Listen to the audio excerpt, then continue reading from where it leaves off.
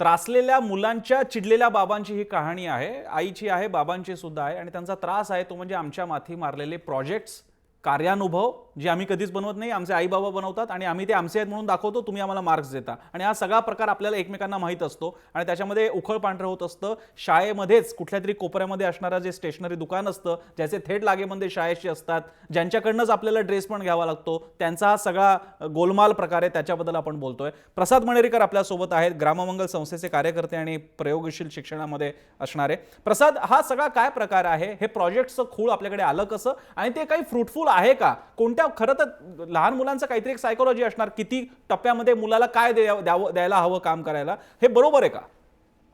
प्रसन्न, मी इथे सुरुवातीला एक स्पष्ट करू इच्छितो की प्रकल्प पद्धती ही एक शास्त्रशुद्ध पद्धती आहे, पण आज शाळांमधून ती ज्या प्रकारे केली जातीये ती नाही. बरं.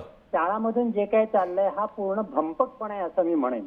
हे प्रकल्प पद्धती नाही. बरं. ओके, हा पहिली गोष्ट. प्रकल्प पद्धती काय आहे तर प्रकल्प पद्धती हा एखाद्या विषयाचा सर्वांगीण अभ्यास करणं आणि तो अभ्यास अनेक विविध प्रकारचे उपक्रम घेऊन करणं असा तो विषय आहे. बरं. आपल्याकडे आता जे काही चाललंय हे उपक्रम केले जातात, त्याच्यामधून मुलांना काहीच शिकायला मिळत नाही. उलट पालकांना त्याच्या दावणीला बांधलं जातं. म्हणजे मला असे अनेक पालक माहिती आहेत आणि त्यांचे जे काही ते प्रकल्प सांगितल्यावर त्यांच्या जे काही अवस्था असते ती मला माहिती आहे की कुठला तरी विषय घ्यायचा, त्याच्यावरनं इंटरनेटवरनं किंवा बाजारातनं काहीतरी ते मिळते ते साहित्य गोळा करायचं आणि ते मिळवून द्यायचं आणि ते मुलांना त्याच्यावर मार्क मिळवायचे. यातनं ना मुलांचं शिक्षण होत, ना त्या प्रकल्पाचा उद्देश साध्य होत आणि कोणाच्या तरी तुंबड्या भरल्या जातात. बरं. तर हा शुद्ध भंपकपणा आहे असं मी म्हणेन. आणि हे प्रकल्पाचं या प्रकारे प्रकल्प करण्याचं खूळ हे शाळांमधनं ताबडतोब बंद व्हायला पाहिजे, हा माझं स्पष्ट मत आहे. प्रकल्प करायचा असेल तर प्रकल्प शास्त्रीय पद्धती समजून घ्यावी आणि ती मुलांचं भलं करणारी आहे. त्यातून म्हणजे आम्ही आमच्या शाळांमधून प्रकल्प पद्धती वापरतो आणि ती नीटपणे वापरतो. तर ही समजून घ्यावी ह्याच्याबद्दल. पण प्रसाद, माझा वेगळाच प्रश्न आहे. आपल्याला मुलांना इतक्या लवकर स्मार्ट का बनवायचंय? समजा एक वयाच्या 5वी पर्यंत नाही दिले प्रकल्प आहे ते शिक्षण, इतके विषय आहेत, दरवेळी कोणीतरी टुमणं काढतं, जरा पर्यावरणच इंट्रोड्यूस करा, जरा लॉ अँड ऑर्डरच इंट्रोड्यूस करा, जरा आणखी हा पण एक धडा घाला इतिहासामध्ये. हे काय कमी? त्याच्या जोडीला ट्युशन्स काय कमी? पालकांच्या अपेक्षा काय कमी की त्याच्यावरती पुन्हा प्रकल्प पण द्या? नाही दिले प्रकल्प, जरा 5वी पर्यंत मुलं नाही स्मार्ट झाली तर काय अडणार आहे? पण हे प्रकल्प कुणी सांगितलं की पालकांनी करायचे म्हणून? हे शाळेमध्ये आतमध्ये झाले पाहिजे. हे शिक्षकांनी करायचं काम आहे मुलांबरोबर. ह्याच्यासाठी शिक्षकांनी अभ्यास केला पाहिजे. शिक्षक नाही करत आहेत. प्रसाद, आपल्यासोबत इथे एक स्वतः पालक आहेत, नीता पवार. त्या स्वतः म्हणतायत, त्या उघडपणे म्हणतात की माझ्या मुलाचे 4थी पर्यंतचे प्रोजेक्ट्स मी केलेले आहेत, उघडपणे सांगतायत. मग म्हणूनच मी म्हणूनच प्रसन्न असं म्हणतोय की आता ज्या प्रकारे ते प्रोजेक्ट दिले जातात हे प्रोजेक्ट नाहीयेत, ही प्रोजेक्ट मेथड नाहीये. हे फक्त साधे उपक्रम आहेत आणि ते प्रोजेक्ट मेथड नावाची पद्धती आपल्या शिक्षणात आणलेली आहे. त्यामुळे ते कशी करायची कोणाला माहिती नाही, त्यामुळे काही दिले जाणारे उपक्रम आहेत. यातनं काहीही साध्य होत नाही. म्हणूनच मी म्हटलं की या प्रकारचे उपक्रम तातडीने बंद करायला हवेत. प्रसाद, तू आपल्यासोबत राज, आपल्यासोबत कपिल पाटील आहेत, शिक्षक भारतीचे पण प्रमुख आहेत आणि शिक्षक आमदार पण आहेत. कपिल पाटीलची याच्यातला एक मुद्दा आहे की याची अधिकृतता काय आहे. उदाहरणार्थ आता एक मुद्दा उपस्थित झाला की ह्या प्रोजेक्ट्सना शालेय शिक्षण विभागाच्या सर्क्युलर नुसार इंट्रोड्यूस करण्यात आलंय का, की शाळा स्वतःच्या मनाने हे इंट्रोड्यूस करतात? याची वैधता काय आणि ह्याची अशा प्रकारे मॅन्डेटरी करणं, अपरिहार्य करणं, अनिवार्य करणं हे बरोबर आहे का?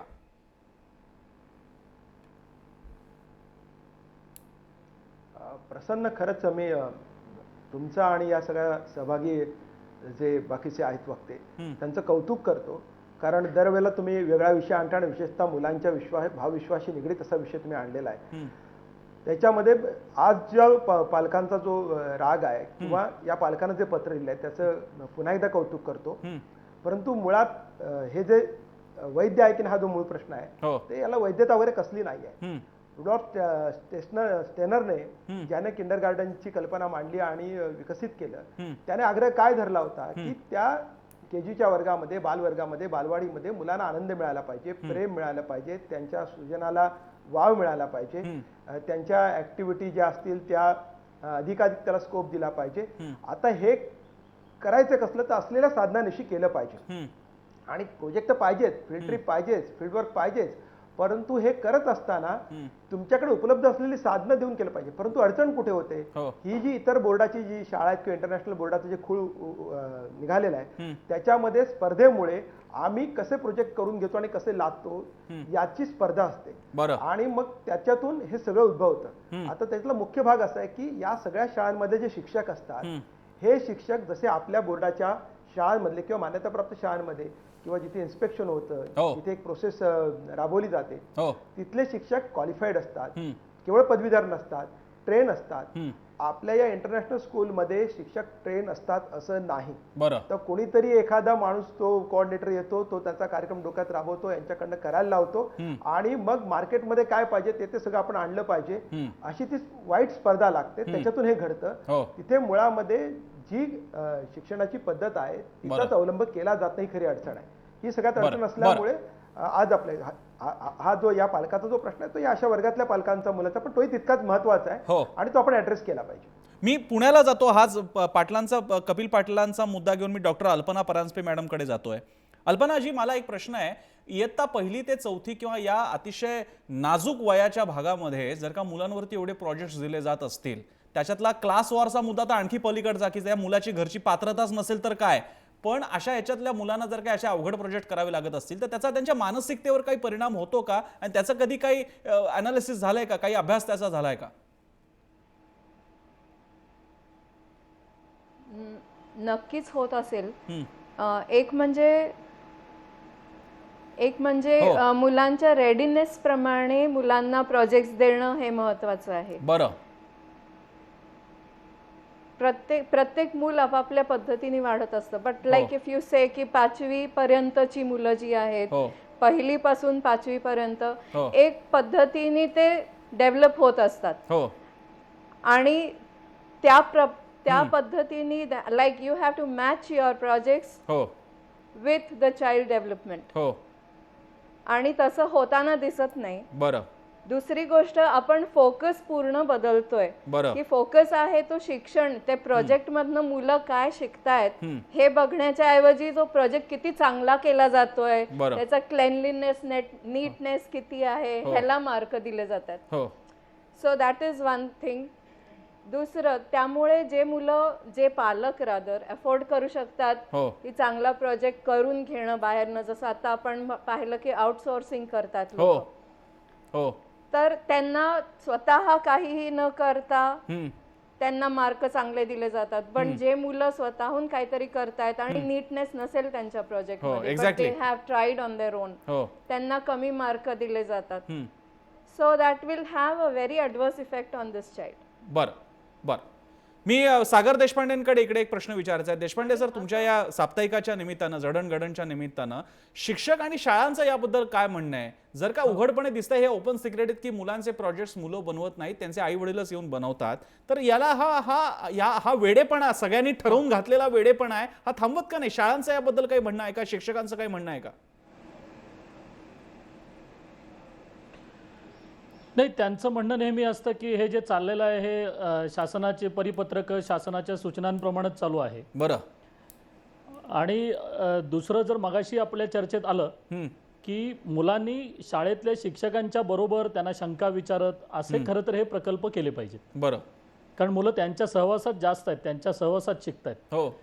पण प्रसन्न लक्षात येईल की या शाळकरी मुलांच्या प्रोजेक्ट पासून ते विद्यापीठातल्या PhD पर्यंत हे सगळं आउटसोर्सिंगच आपल्याकडे चालू झाले. म्हणजे विषय निवडण्यापासून तो PhDचा प्रबंध टाईप करून घेण्यापर्यंत, आणि आता आपण हे बघतो या प्रोजेक्ट पर्यंत, तर मुळात त्यातला जो शिक्षणातला आनंदाचा भाग आहे, शिक्षण हे मजा करत करत लहान मुलांनी अनुभवलं पाहिजे, हा जो आपल्या मागच्या काळातला सुद्धा भाग आहे हा आपण काढून टाकलाय. म्हणजे केवळ दप्तराचं ओझं आणि शाळेत मारायचं नाही एवढं कायद्याने आता एक भीती आणि बडगा घातला इथपर्यंत ठीक आहे, पण त्या पलीकडे त्यातला आनंदाचा भाग आपण बघणार आहोत का नाही? मग आपल्या पुस्तकांच्या पासून ते शिकवण्याच्या पद्धतीपर्यंत आपण प्रत्येक वेळा, मला वाटतं, मुलांना कोंडवाड्यातच घालतोय का काय असा त्यांना फील येत असावा. म्हणून शाळेला सुट्टी मिळाली की मुलं अजूनही खुश होतात. त्याची कारण ही असण्याची शक्यता जास्त आहे. बरं. म्हणजे एक साधं गणित मला सांगता येईल, आपल्याला बोलता येईल की आपण नवीन पुस्तक किंवा वह्या आणल्यानंतर त्याला कव्हर्स घालतो. पण जर पालक आणि मुलं एकत्र बसून कव्हर्स घालायला लागली, त्यात त्यांना आपण मुलांना शिकवायला लागलो, त्यांना आधी घालून द्यायला लागलो, त्यांना दाखवायला लागलो, तर त्यातली मजा मुलं घेतात. एक साधं पुस्तकाला कव्हर घालण्याचा प्रकार आहे, पण आपण त्यातला आनंद घ्यायचा हेच मुळात विसरून गेलोय. जसं आपण गोष्टी सांगायचं विसरलोय मुलांना, त्या शाळेतही सांगत नाहीत आणि आई बाबाही आता सांगत नाहीत. अशा साध्या साध्या गोष्टींना आपण मुलांना त्यांचा आनंद हिरावून घेतलेला आहे. आणि शिक्षण म्हणजे काहीतरी प्रचंड जडजंबाळ 10-10, 15, 20-20 किलोचं ओझं घेऊन जायचं.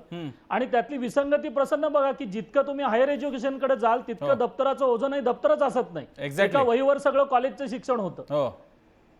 हा, म्हणजे याच्याकडे आपण गांभीर्याने बघणार आहोत का नाही? आणि केवळ सरकार नाही, यातले शिक्षण तज्ज्ञांसहित सगळ्यांनी मिळून एकत्र प्रसार माध्यमांसहित आपण याच्याकडे खरंच गांभीर्यानं वारंवार बघण्याची गरज आहे. आज आपण हा विषय इतक्या तळमळीने घेतला त्याबद्दल मला त्याचं कौतुक यासाठी वाटलं की गेली 12 वर्ष आम्ही अशा अनेक गोष्टी प्रसन्न सांगतोय. तुम्ही 1 मिनिट दिलात तर मला याला जोडून एक गोष्ट बोलायला पाहिजे. सांगा.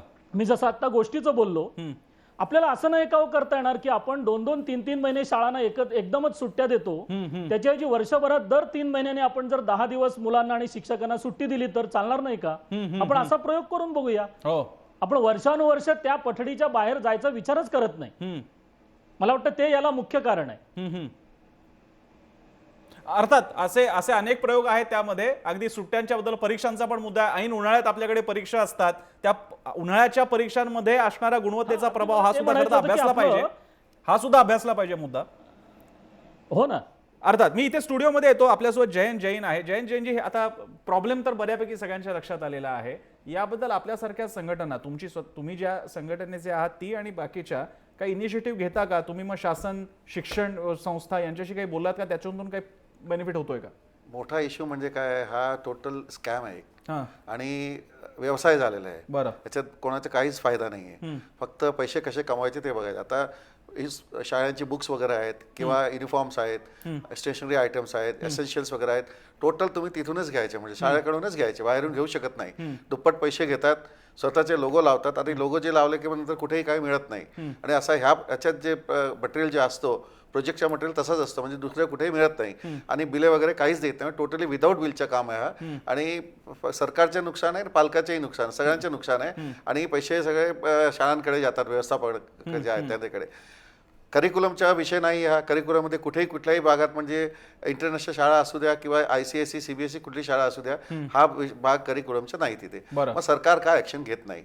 आपण कितीतरी कंप्लेंट्स केलेली आहे या विषयावर, पण अजूनपर्यंत सरकारने कुठेही काही अजूनपर्यंत म्हणजे दखल दिलेली नाहीये. आपण जर कंप्लेंट करायला गेले तरी कंप्लेंट घेत नाही तिथे, आणि वर्षानुवर्ष कंप्लेंट अशीच पडून राहते. आणि जुनी सरकार किंवा नवी सरकार दोघांनी म्हणजे अजूनपर्यंत शिक्षण क्षेत्रात, म्हणजे प्री प्रायमरी म्हणजे जास्त करून नर्सरी आणि ज्युनियर KG, सिनियर KG साठी अजूनपर्यंत काहीच केलेलं नाहीये. आणि असं सोडून दिलेलं आहे. मॅक्सिमम एक्सप्लॉयटेशन जे आहेत, डोनेशन आहेत किंवा admission fee, security deposit, activities वगैरे जे आहेत त्याकडे प्री प्रायमरीमध्येच आहेत. तिथे त्याचा काहीच अर्थ नाहीये. लहान मुलांकडून, म्हणजे एक 3 वर्षांच्या मुलांकडून लेबोरेटरी फी म्हणून 5-5 हजार रुपये घेतले जातात, लायब्ररी फी म्हणून 5-5 हजार रुपये घेतले जातात, आणि सरकार काहीच बोलत नाही. तर त्या लेबोरेटरीचा काय अर्थ आहे? तिथे काहीच नाहीये. पण पैसे घेतात आणि सर्वांना माहिती आहेत 3-3 लाख रुपये सिक्युरिटी डिपॉझिट आहे, 3 लाख रुपये ऍडमिशन फी आहे, आणि नर्सरीच्या मुलांकडून 18 लाखापर्यंत वर्षाची फी घेतात. अशी शाळा पण आहेत. अशा पण शाळा, त्या शाळांना बघून दुसरी जी शाळा आहेत त्यांनी 6-6 लाख 7-7 लाख रुपये फी केलेली आहे. अजून सरकारने अजूनपर्यंत त्याची काय बॅलन्स शीट बघितलेली नाही किंवा इन्कम अँड एक्सपेंडिचर बघितलेली, कारण की प्रॉफिटरिंग जे आहेत ते अलाउड नाही याच्यात. पण मला असं कुठेतरी वाटते की सरकार आणि हे जे व्यवस्थापक आहेत, शाळा ज्या आहेत, कुठेतरी नेक्सस आहेत. कारण की 60% जे शाळा आहेत, इन्स्टिट्यूशन जे आहेत, 60 ते 70% ते पॉलिटिशियन्स किंवा बिल्डर्स जे आहेत ते लॉबीत चालवतात. आणि कुठे कितीही कंप्लेंट जर केली आपण तर काही ऍक्शन होत नाही. आता नवीनच एक प्रकार म्हणजे असं झालेलं, एका शाळामध्ये एका मुलांना लेफ्ट हँडर होता, त्याला जबरदस्ती करून 3री पासून राईट हँडर करायचा त्याने प्रयत्न केला. तो मुलगा आता एकदम डिप्रेस झालेला आहे आणि सिंगल मदर आहे. आणि आता तो परत 9वीत त्याला 2दा फेल केलाय. आणि 2दा फेल केला. आता तो मुलगा काल आला होता माझ्याकडे, त्याने सांगितलं मी आता सुसाईड करणार आहे. असं जर केलं आणि सरकार कुठे लक्ष घालत नाही तर काय होणार शिक्षणाच्या? म्हणजे कुठेतरी टोटल म्हणजे सरकारचं लक्षच नाही शिक्षणावर. आणि पालक जे आहेत त्रस्त आहेत, एक्सप्लॉयटेशन फार आहेत, आणि शाळा म्हणजे खूप लुटतेत. ह्या एक विषय आहे, पण दुसरे पण कितीतरी जे विषय आहेत त्याच्यावर पण जे पैसे घेतात. ऍक्टिव्हिटीज आहे, पिकनिक वगैरे कंपल्सरी आहेत सगळ्या शाळांमध्ये.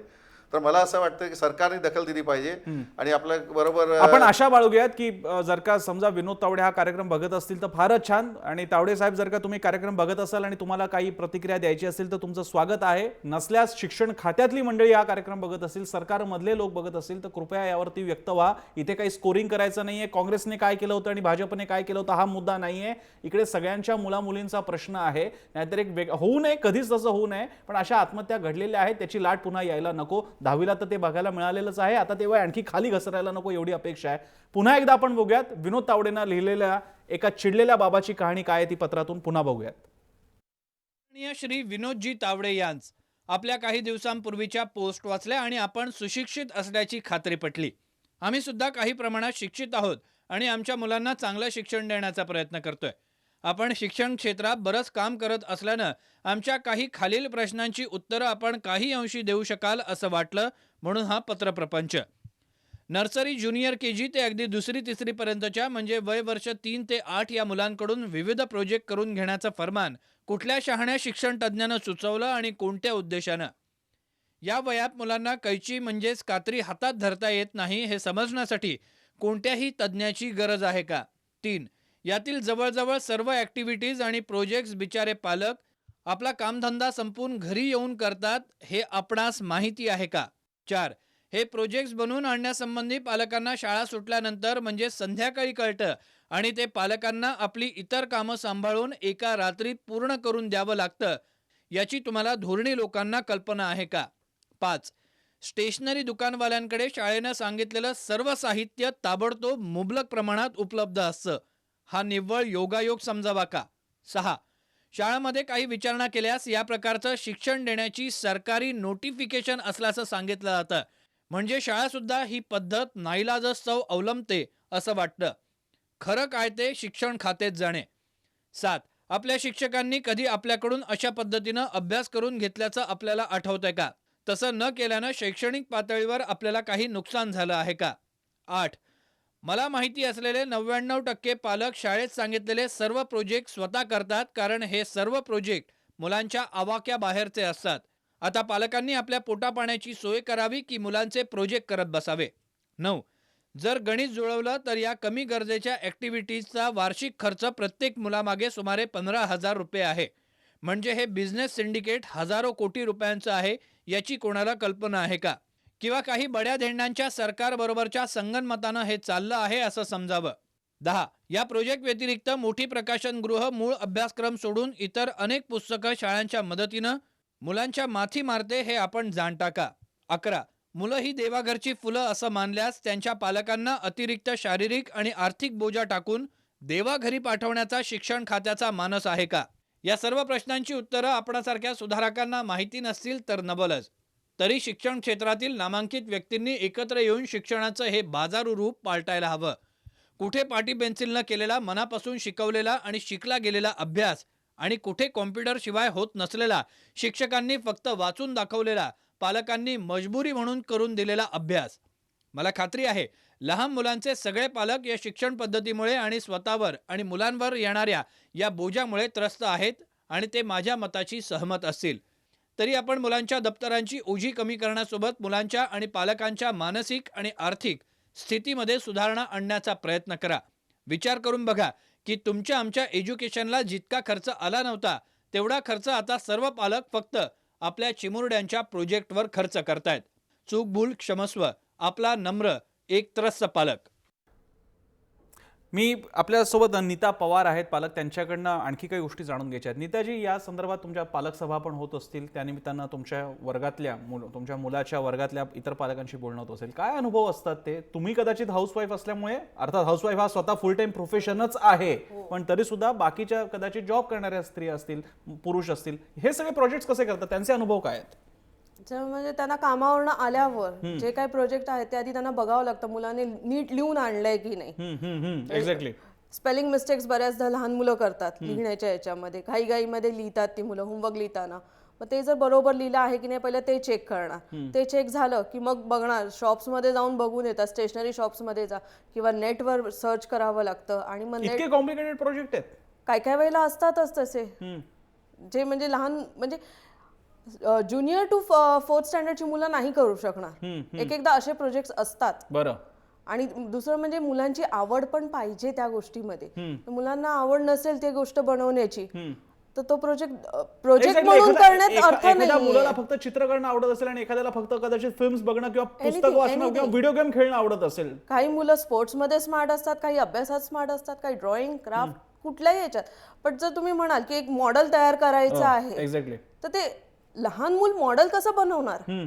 त्या मुलाला ते बनवता नाही, आलं पण मला पाहिजे. असं त्याला सांगा, आयडिया कुठून मिळणार? तुमचा मुलगा आता 4थीत आहे, जेव्हा असे इतरांच्या बाबतीत ते घडलं असणार त्यावेळी जर का प्रोजेक्ट पूर्ण झाले नसतील तर शिक्षकांचा वागणूक कशी असते त्या पालकांबरोबर, किंवा त्या पालक काय प्लीड करतात आणि तो कॉम्प्लेक्स ते काय होतं, मग संवाद काय होतो त्यांच्यामध्ये? मार्क्स दिले जातात का, काय होतं? किंवा असं होतं का की पालक दुर्दैवाने मग त्या मुलांना फोर्स करतात की करच प्रोजेक्ट आणि त्यातून त्यांना थोड्या दिवसाची अजून मुदत दिली जाते की प्रोजेक्ट संपून तुम्ही आणा, कारण का त्याचे मार्क्स आहेत. बरं. सो त्यांना ते प्रोजेक्ट सबमिट करायचंच आहे काही झालं तरी. मग ते तुम्ही कसंही बनवा.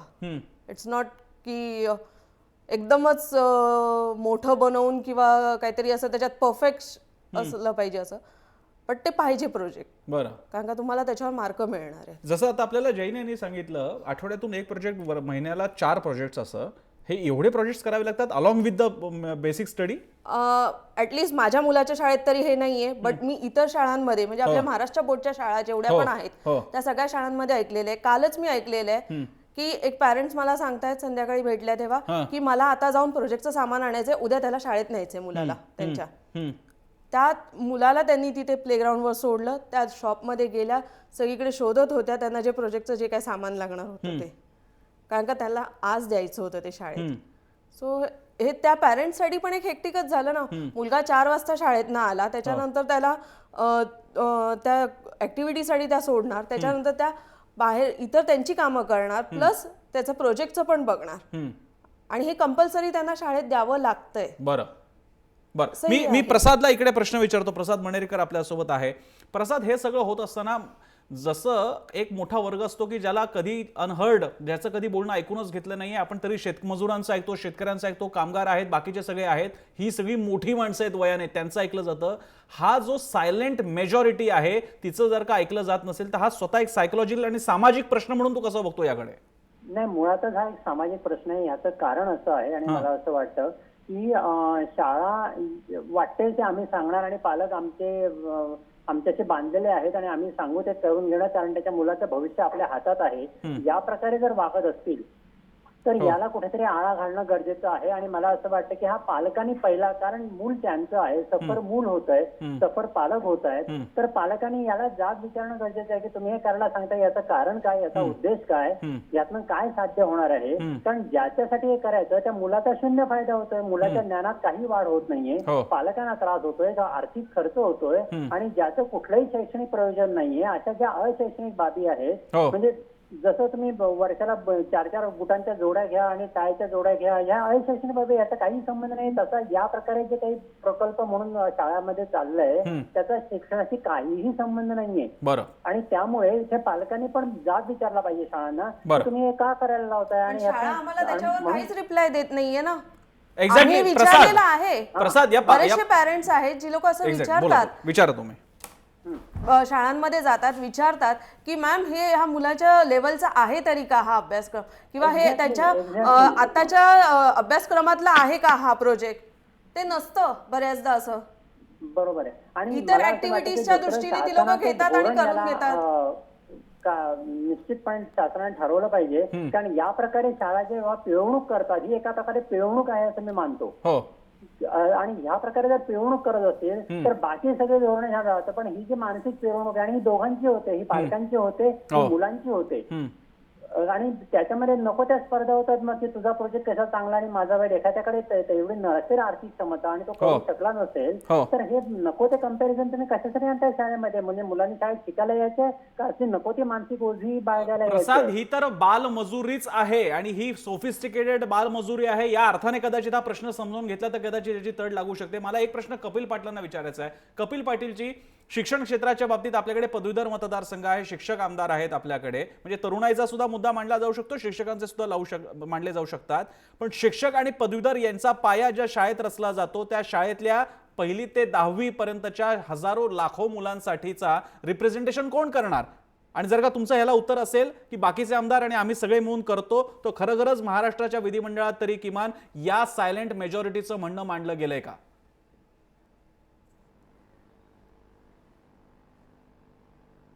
प्रसन्न, याच मुद्द्यावर मगाशी तुम्ही जे म्हणाला होतात की आत्महत्या करणाऱ्या मुलांचं प्रमाण मधल्या काळात खूप वाढलं होतं, त्यावेळेला मी स्वतः याबद्दलची एक प्रदीर्घ चर्चा सभागृहात घडवून आणली होती आणि अनेक ज्येष्ठ सदस्यांनी त्यात भाग घेतला होता. आणि त्यावेळेला तत्कालीन शिक्षण राज्यमंत्री फौजिया खान यांनी चांगलं उत्तरही त्याला दिलं होतं. मात्र उत्तर खूप चांगलं दिलं, पण त्याची अंमलबजावणी तेव्हापासून आज तगायत शून्य झालेली आहे. मुळामध्ये पूर्व प्राथमिक शिक्षणाच्या बद्दलचा सुद्धा स्वतंत्र कायदा करण्याची आवश्यकता आहे, तो अद्याप झालेला नाही. आता आरटी जे आहे ते 1ली ते 8वीच्या पुरतं मर्यादित आहे. इथे पूर्व प्राथमिक शिक्षणाच्या संदर्भात सुद्धा कायदा करण्याची गरज आहे. आणि नुसता कायदा करून चालणार नाही, तर शिक्षण हे आनंददायी असलं पाहिजे. शाळेत जेव्हा मुलं पालक घालतात तेव्हा त्या शाळेमध्ये तो कोंडवाडा बनू नये, ही जी जबाबदारी आहे ही शाळेच्या बरोबर सरकारची सुद्धा आहे. आणि म्हणून मी मगाशी आधी खरं जे म्हणालो की एका बाजूला सरकार शिक्षणाचं जे व्यापारीकरण आणि खाजगीकरण करतायत त्याचे आपण बळी आहोत, ही मुलं त्याची बळी आहेत. आणि तिथे मग वर्गही संपतो ना. इतकीच वाईट स्पर्धा सुरू होती की कोणत्या वर्गात ती मुलंच आहेत ना, शेवटी श्रीमंताच्या घरची मुलं असतात ती लहान मुलंच आहेत ना. त्या लहान मुलांवर तोच अत्याचार, जसं मग अशी जैनाने सांगितलं, लेफ्ट हँडर पोरगा आहे, डाव्या हाताने लिहितो, त्याला तुम्ही उजव्या हाताने लिहायची सक्ती कराल. खेळामध्ये आनंद घेणारा मुलगा असेल त्याला सांगणार तुम्ही चित्र काढत बस, तर नाही शक्य. तेव्हा त्या मुलांच्या कलाने शिकवलं पाहिजे, प्रोजेक्ट पाहिजेत. तुम्हाला प्रसन्न साने गुरुजींचा मगाशी मी उल्लेख केला. साने गुरुजींच्या अमळनेरच्या शाळेचं ज्यांनी वाचलं असेल पुस्तकातून गुरुजींच्या, त्याच्यामध्ये त्यांनी असंख्य प्रकल्प केलेले आहेत, असंख्य फील्ड ट्रिप केलेले आहेत. म्हणजे हे ज्याची चर्चा आपण करतो हे सगळं त्यांनी केलं, पण तेव्हा एक पैसा सुद्धा खर्च शाळेतल्या मुलांना करावा लागत नव्हता किंवा त्यांच्या पालकांना करावा लागत नव्हता. तर असलेल्या साधनांशी साने गुरुजींनी जो आनंद निर्माण केला आणि त्या आनंदातनं असंख्य धडपडणारी मुलं निर्माण झाली की ज्यांनी महाराष्ट्रात पुढच्या काही वर्षात महाराष्ट्राला खूप काही दिलं हे आपण अनुभवतो. हे जर त्या काळात एका अमळनेरच्या शाळेने एवढा चमत्कार केला असेल आणि साने गुरुजींच्या पद्धतीने ज्यांनी ज्यांनी प्रयोग केले त्यांनी केलं असेल, तर मग हे सार्वत्रिक का होऊ नये? अडचण अशी आहे की सार्वत्रिक होत नाही, याचं कारण आपणच शिक्षणाला मार्केट करून टाकलाय, त्याला सेवा क्षेत्रात घातलेला आहे आणि मग तिथल्या अनिष्ट प्रथा. हा प्रश्न कपिल पाटीलजी अचूक प्रश्न तुम्ही विचारलेला आहे. काही प्रमाणात आपल्याला याबद्दलचं बोट पालकांकडे सुद्धा रोखावं लागणार आहे, कारण आम्हालाच इंटरनॅशनल आणि काय अतिशय वरच्या क्लासच्या शाळेमध्ये टाकायचं आहे, ज्याच्यामध्ये खास सगळ्या गोष्टी दिल्या जाणार आहेत आणि कदाचित आयपॅड पण दिलं जाणार आहे पहिलीपासून वगैरे, हा सगळा फॅड आलेला आहे. मी हा प्रश्न घेणार आहे, आनंददायी शिक्षण या सगळ्या पार्श्वभूमीवर सुरू होऊ शकतं का? माझा पहिला प्रश्न सागर देशपांडे यांना आहे. सागर देशपांडेजी, आनंददायी शिक्षण ही काही नवीन कल्पना नाहीये, पण ती इम्प्लिमेंट करायचं म्हणतं तर किमान सुरुवातीच्या काय गोष्टी असू शकतात ज्याने ही परिस्थिती बदलायला हळूहळू का होईना सुरुवात होईल? मला असं वाटतं की शाळेमधले जे उत्तम शिक्षक आहेत त्यांनाच या गोष्टी ठरवायला देऊया, पहिला भाग. त्याच्यामध्ये शासनाची अनावश्यक बंधनं असू नयेत. आणि दुसरं म्हणजे ज्यांची मुलं आहेत त्या पालकांनाही वाटलं पाहिजे की आपण 8 तास शाळेमध्ये घातलं आणि लाखो रुपयाची डोनेशन्स किंवा फी भरली, याचा अर्थ ते प्रॉडक्ट काहीतरी शिक्षकांनीच तयार करून नंतर आपल्याला फायनल प्रॉडक्ट म्हणून द्यायचं आहे 8-10 वर्षांनी, असं पालकांनी पण मांडता कामा नये. तेव्हा शिक्षक आणि पालक असे दोन्ही मिळून त्या मुलाला एका दिशेनं त्याची स्वतःची आवड, त्याचा आनंद कशातही लक्षात घेऊन मग शिक्षण त्याच्यामध्ये रुजवण्याचा प्रयत्न करतील, लादण्याचा नव्हे, तो रुजवण्याचा प्रयत्न करतील, तेव्हा आपल्याला मग त्यातनं फुललेली फुलं नक्की बघायला मिळतील. आता आपण त्या कळ्या उमलायच्या आधीच त्या करपवायला लागलोय असं मला वाटतं. आणि त्यामुळे नक्की आनंददायी शिक्षण करता येणं शक्य आहे. खरं तर ही बंधनं आपण काढायला सुरुवात करूया आणि सगळ्यांचा सक्रिय सहभाग त्याच्यात घ्यायला शिकूया. नक्की. मला ह्याला पुढचा एक प्रश्न मला डॉक्टर अल्पना परांजपे यांना विचारायचा आहे. डॉक्टर अल्पना, शाळेमध्ये असताना पिरियडिकली हेल्थ चेकअप होत असतात मुलांचे. मला कल्पना नाही आताची स्थिती काय आहे, पण काही सायकोलॉजिकल टेस्ट डेव्हलप करता येतील का की ज्यामुळे शाळेचा या प्रोजेक्टचा वगैरे या अभ्यासाचा नेमका काय परिणाम होतोय, त्या मुलाला काय वाटतंय, याच्या एक अगदी टेस्ट वगैरे सोडून द्या मोठे शब्द, पण एक काउन्सिलिंग होऊ शकतं का, पिरियडिकल काउन्सिलिंग होऊ शकतं का, त्या मुलाचा मुलीचा IQ EQ वरती काय परिणाम होतोय, तो ह्या स्ट्रेस सहन करू शकतोय का तो किंवा ती, अशा काही मेथड्स बनवता येतील का? निश्चितपणे करता येईल, कारण ह्या सगळ्या गोष्टींमुळे मुलांच्यावर खूप वाईट परिणाम होत आहेत हे दिसतंय. जवळजवळ 3री 4थी नाही 3-4 वर्षाची मुलं सुद्धा आमच्या इथे क्लिनिकमध्ये डिप्रेशन असलेली मुलं येतात. बरं. दिस इज अनहर्ड ऑफ. 3-4 वर्षाच्या मुलांना डिप्रेशन हे अशक्य, आपण विचार पण नाही करू शकत. बरोबर आहे. पण ते झालेलं आहे. आणि ते कशामुळे? कारण स्ट्रेस जो काय येतो शाळेमुळे, ज्याच्यामुळे फॅमिलीमध्ये स्ट्रेस येतो आणि ज्याच्यामुळे मुलांवर परिणाम होतो. हे एक. शाळेमध्ये आपण निश्चित ह्या सगळ्यावर मॉनिटर करू शकतो की सेन्सिटिव्हिटी इन टीचर्स ही जर वाढली तर टीचर्स पाहू शकतात की आपल्या वर्गातली जी 40-50 मुलं आहेत ह्यातल्या कोणत्या मुलांना हे झेपताय, काय झेपताय, त्यांचं कल काय आहे आणि कोणाला प्रॉब्लेम येतोय, त्यांना सपोर्ट दिला तर ती मुलं त्याच्यातनं वर येऊ शकतील 100%. कारण प्रत्येक मुलामध्ये गुण असतातच. अर्थात काही मुलं स्लो डेव्हलप असतात, काही मुलांना थोडं जास्ती वेळ द्यायला लागतो, थोडा जास्ती सपोर्ट द्यायला लागतो. पण अनफॉर्च्युनेटली आपल्याकडे काय होतं की युजली फर्स्ट बेंचर्सना आपण शिकवतो, शिक्षक शिकवतात रादर. जे बॅक बेंचर्स आहेत त्यांच्याकडे दुर्लक्ष केलं जातं आणि तीच मुलं मोस्टली सफर होत असतात दिवसभर आणि शाळेच्या सर्व ह्याच्यामध्ये. या सगळ्यामध्ये आपल्याला नक्की पण एकूणच रेव्होल्युशनचीच गरज आहे. कदाचित वर्गातल्या सिटिंगची अरेंजमेंटच इथपर्यंत कदाचित त्याचा मुद्दा गेला जाऊ शकतो. हा मुद्दा बरोबर आहे. म्हणूनच तर बॅक बेंचर्स हा शब्दच निगेटिव्ह टर्म्सने वापरला जातो. माझ्याकडे जे काही शेवटचा 1-2 मिनिट उरला असेल, मी नीता पवारजी तुमच्याकडे, मी तुमच्यापासून सुरुवात केलं होतं, तुमच्यापर्यंतच येतो. तुम्ही फर्स्ट हँड आम्हाला सगळ्यांना सांगू शकता की तुमचे अनुभव काय आहेत. समजा यात बदल घडवायचा असेल तर काय मिडवे असू शकतो, काय अपेक्षा आहे तुम्हाला तुमच्यासारख्या पालकांची? आणि मला खरं तर जाणून घ्यायला आवडेल तुमचा मुलगा याबद्दल काय बोलतो. माझा मुलगा ह्याबद्दल हेच बोलतो की प्रोजेक्ट्स नको, कारण प्रोजेक्ट त्यांना करता येत नाही स्वतःहून. त्याला काय, त्या तुमच्या मुलाला बाय द वे काय करायला आवडतं? त्याला स्पोर्ट्स मध्ये जास्ती आहे. बरं. तर त्याचा कल स्पोर्ट्स मध्ये आहे. तर आम्ही त्याला स्पोर्ट्सच्या दृष्टीने आमच्याकडनं आम्ही हे करतो, प्रयत्न करतो की त्याला स्पोर्ट्स मध्ये आम्ही कसं काय हे करता येईल, त्याला पुढे आणता येईल. पण आम्हाला हे पण वाटतं की त्याने अभ्यासात पण असावं. माझी आणि माझ्या मिस्टरांची अशी अपेक्षा नाही की त्याने 90% वगैरे अभ्यासात वगैरे आणले पाहिजे किंवा 90 अप वगैरे असला पाहिजे. बट जो काय बेसिक आहे, बेस जो आपल्याला कळला पाहिजे, बरोबर आहे. एक मिनिमम क्वालिफिकेशन तरी आली पाहिजे. बरोबर आहे. पण त्यामध्ये हे प्रोजेक्ट सारखे हर्डल्स नको किंवा मिनिमाइज तरी झाले पाहिजे. नकोच. एक्झॅक्टली. कारण कसं आहे ना, प्रोजेक्ट त्यांच्या अभ्यासाशी रिलेटेड असेल आणि ती मुलं करू शकणार असतील दॅन इट्स ओके. बट जर ते नाही होणार असेल मग हे प्रोजेक्ट्स नको. आणि प्रोजेक्ट्स पण दिले तर घरातली जे रिजेक्टेड असते, जे वेस्टेज मटेरियल असते, books best out of waste डबे वगैरे आहेत, त्यांनी जर बनवलं तर स्टुडंट हॅज टू डू. महिन्यातून एखादा प्रोजेक्ट कदाचित ऍक्सेप्टेबल आहे. 4-4 प्रोजेक्ट आणि तुम्ही जे काही सांगताय की टॅक्सीतून आणावे लागतात अनेकदा. बऱ्याचदा मुलं तसे पण घेऊन येतात. मोठे मोठे प्रोजेक्ट असतात. आणि शिक्षण मंत्र्यांना जर आम्ही हे सगळं मुद्दा मांडला तरी ते म्हणाले तुम्ही कोर्टात जावा. आम्हाला जर कोर्टातच जायचे असेल तर मग हे सरकार कशाला, म्हणजे मंत्री काम कशाला करतात, आमचे पैसे कशाला वेस्ट करतात. किमान हे मुद्दे आम्हाला जय महाराष्ट्राच्या निमित्तानं आपल्याला सगळ्यांना मांडता आलेले आहेत. हे खरं आहे, जसं आता आपल्याला जैन पण म्हणाले की कोर्टातच जावं लागणार असेल तर हे मंत्री वगैरे सगळी मंडळी कशाला आहेत. ही एक सायलेंट मेजॉरिटी आहे. हा शब्द फार महत्त्वाचा आहे. ही मुलं बोलून नाही दाखवणार आणि कदाचित ती इतकी घाबरलेली असेल की ती ना शिक्षकांसमोर बोलणार ना आई वडिलांसमोर. कारण आपलीच आई वडील मुळात दबून भागून आलेले असतात नोकरीवरनं. त्यांना त्यांची टार्गेट्स आणि त्यांचे प्रोजेक्ट्स असतात. अशा वेळी आपल्या आईबाबांसमोर आपले प्रोजेक्ट्स कसे सांगायचे. अशा अडचणींमुळे दमलेली आणि दाबलेली आणि दमन झालेली मुलं मुली उद्या टोकाची पावलं उचलायला लागली. त्याचे जबाबदार किमान या 5 वर्षांसाठी विनोद तावडे ही व्यक्ती असणार आहे. त्यामुळे विनोद तावडे यांनी त्यांच्या खात्याने याकडे लक्ष द्यावं अशी अपेक्षा. कार्यक्रमाच्या शेवटी लोकांना आपण प्रश्न विचारला होता की त्यांना या प्रोजेक्ट्सबद्दल हे सगळे जे काही प्रकार आहेत, अवघड प्रोजेक्ट्स आणि कार्यानुभवामुळे लहान मुलांचं शिक्षण शोषण बनलंय का?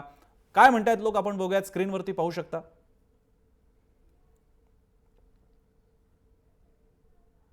तब्बल 74% लोकांना वाटतंय आणि ते उघडच होतं की हे सगळे प्रोजेक्ट्स आणि या सगळ्या गोष्टी म्हणजे शिक्षण नव्हे शोषण बनलेले आहेत. हा कौलच पुरेसा आहे. तो आता जनतेपर्यंतचा हा कौल शासनापर्यंत पोहोचवण्याचं काम जय महाराष्ट्राने केलेलं आहे. पुढच्या गोष्टी शासनाच्या हातात आहेत, त्या त्यांच्या हातात सोपवून आपल्याला या चर्चेसाठी कपिल पाटील जी आपण वेळ दिलात, पुण्याहून सागर देशपांडे, डॉक्टर अल्पना परांजपे, जैन, नीता पवार आणि प्रसाद, आपण सगळ्यांनी वेळ दिला. सगळ्यांचे आभार. चर्चेमध्ये थांबूयात. पाहत रहा जय महाराष्ट्र.